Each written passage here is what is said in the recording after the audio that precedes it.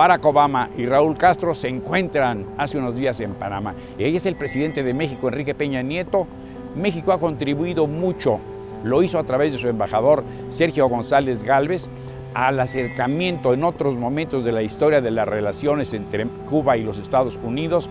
México medió vigorosamente, pero la historia está más viva que nunca.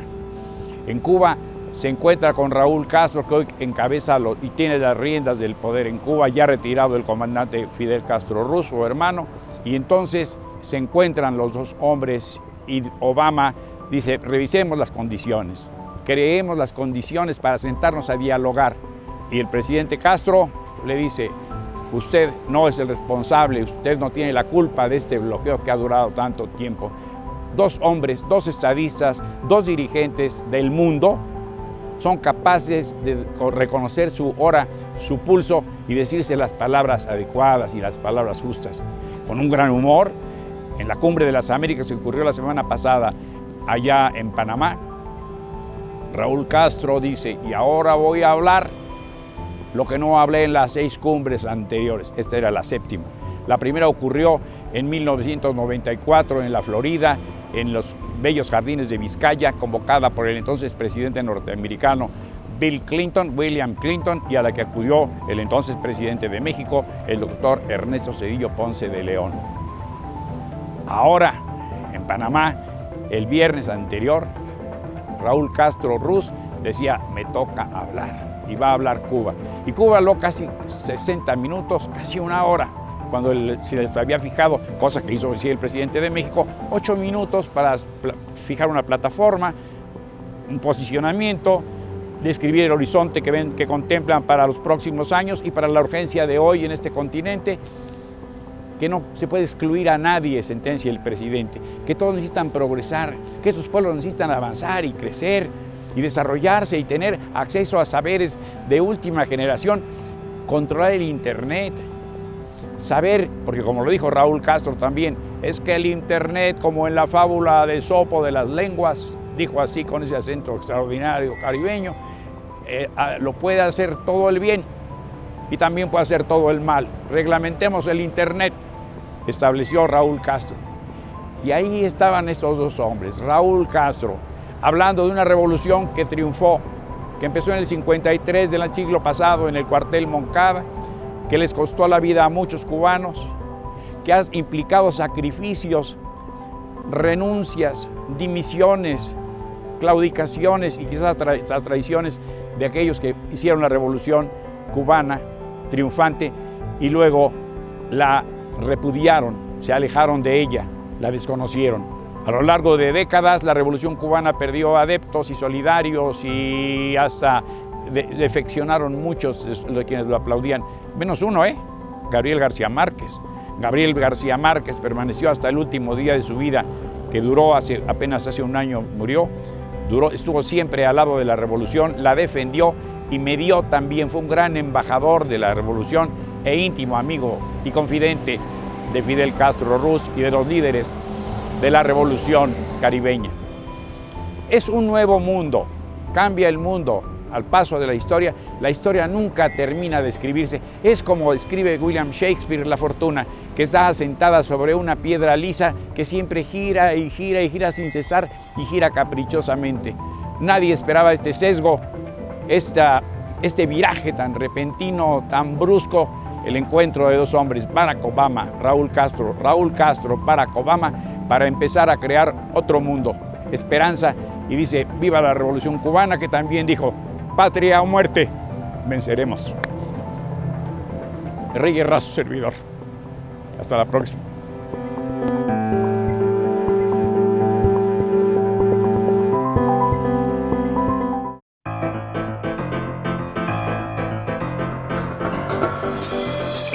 Bien, pues ya hemos escuchado, digamos, los planteamientos generales de cada uno de los diputados que nos hacen el favor de compartir sus puntos de vista con nosotros.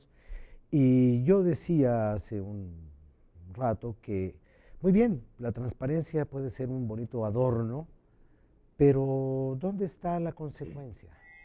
Porque yo con mucha frecuencia leo en cierta prensa o escucho en algunas radiodifusoras que de acuerdo con datos obtenidos en el IFAI se supo tal cosa, se conoció tal tropelía de un señor, se indagó por aquí, tal cual, y no pasa nada. Y entonces yo, que suelo ser un ciudadano bastante desinformado y poco reflexivo y poco enterado, como somos todos los que nada más somos ciudadanos, pues yo digo, bueno, y entonces, ¿cuál es la consecuencia de tan festinada transparencia? Así que ahora empezamos de acá para acá. No, por supuesto, tiene que haber combate a la impunidad. Por eso decía que la transparencia va de la mano del Sistema Nacional Anticorrupción. Con la transparencia que se va a lograr y que va a ser un elemento clave para el Sistema Nacional Anticorrupción, tiene que haber sanciones. Y hay sanciones administrativas y puede haber sanciones incluso penales. Tienes razón. La transparencia primero es una buena medida preventiva. Que la gente, que sepan todos que tus actos van a saberse, que lo público va a ser efectivamente público. Ese es el punto clave, primero. Y segundo, saber que evidentemente que lo que se sepa con la transparencia y con el Sistema Nacional Anticorrupción, si hay algo indebido de algún funcionario público, tiene que evidentemente ser sancionado. Ahí obviamente en el Sistema Nacional Anticorrupción, poniendo, quedó un ausente, que es el presidente de la República. El presidente de la República no puede ser juzgado más que por traición a la patria, etcétera. Esto que están diciendo en el Senado, nada más quiero pedirle a los senadores que ese no vaya a ser el pretexto para cambiarle o detenerle al Sistema Nacional Anticorrupción otras cosas, porque sabemos que los gobernadores andan presionando muy fuerte porque están muy molestos de que se les pueda fiscalizar todas las participaciones federales. Y no vaya a ser que usen la bandera de que falta el presidente, que estoy de acuerdo, es más, presenté yo una reserva para que se incluyera el presidente, pero que ese no vaya a ser el pretexto para detenerla y hacerle el trabajo sucio a quienes no quieren que se les fiscalicen las participaciones federales, porque claro que hay una clara presión de los gobernadores para detenerlo por esa vía, pero van de la mano. Cuando tú dices, tiene que haber responsabilidad, sí, pero no detengan el Sistema Nacional Anticorrupción. Incluso si no está ese faltante que yo comparto, que es el que no esté el presidente, ese no debe ser motivo para detenerlo, vale más sacarlo adelante y adelantarnos con las leyes secundarias, porque insisto, sin leyes secundarias el Sistema Nacional Anticorrupción solo es un adorno constitucional, porque en un transitorio dice que sin esas leyes no existe el Sistema Nacional Anticorrupción, y tenemos que cuidar que las leyes secundarias no desmerezcan. ¿Cómo no desmerece esta Ley General de Transparencia con la Constitución? Por eso estoy muy satisfecho y voy a ir con mucha determinación a impulsarla en la comisión y en el pleno, esta ley de transparencia, porque sí es un paso adelante definitivo en el derecho ciudadano a que lo público sea público. Ahora, yo recuerdo que en la primera ley, no estoy seguro absolutamente si era el artículo 13º, el que estaba relacionado con las reservas a la información. Y había algunas reservas relacionadas con asuntos de seguridad nacional, otras con política fiscal, no con la conducta fiscal de los funcionarios, sino con la política fiscal del gobierno. No se podría en aquel tiempo, de acuerdo con esta ley, haber divulgado información que pusiera en riesgo, por ejemplo, el tipo de cambio, la convertibilidad del peso y el dólar. No se podía, había incluso hasta una reticencia para hablar del asunto de las reservas del Banco de México y de las líneas estratégicas generales de actuación del gobierno en materia energética. Ahora, al parecer, hemos iniciado el gran striptease de la democracia, que se le vea todo, que se encuere doña democracia y que le miremos hasta las imperfecciones. Bueno, sobre todo las imperfecciones, porque si se trata de ver nada más pues, lo que está bien hecho, pues qué chiste, no saldrían los periódicos, ¿no? Imagínate un mundo en donde no hubiera pecado, pues ese mundo no se publicaría, nada, ¿no? Entonces, bueno, entonces, ¿qué sí se debe reservar? ¿Quién de veras tiene la potestad para decir, esto es un asunto de seguridad nacional? Por ejemplo, la decisión de sacar el ejército a la calle, cuánto ha costado, cuántos han muerto, cuántos soldados han caído en el combate, cuántos policías, ahí están los cuates estos de Jalisco hace unos cuantos días. Todo eso nos debe ser materia de la información o del regodeo morboso. ¿Dónde vamos a encontrar los límites? Bueno, en las excepciones se encuentra el diablo metido también, ¿verdad? Entonces ahí tenemos que tener mucho cuidado. Los mismos tratados internacionales acotan las reservas famosas a algo que esté muy bien definido, ¿ok? No puede haber un concepto esotérico como el interés público, ¿ok? Aquí tenemos en esta ley el artículo 113. El artículo 113 acota precisamente la apertura de información a casos muy determinados. Este artículo tiene diversas fracciones, hasta 13 fracciones, y voy a mencionar algunos. Esta información debe estar cerrado cuando comprometa la seguridad nacional, la seguridad pública o la defensa nacional y cuente con un propósito genuino y un efecto demostrable.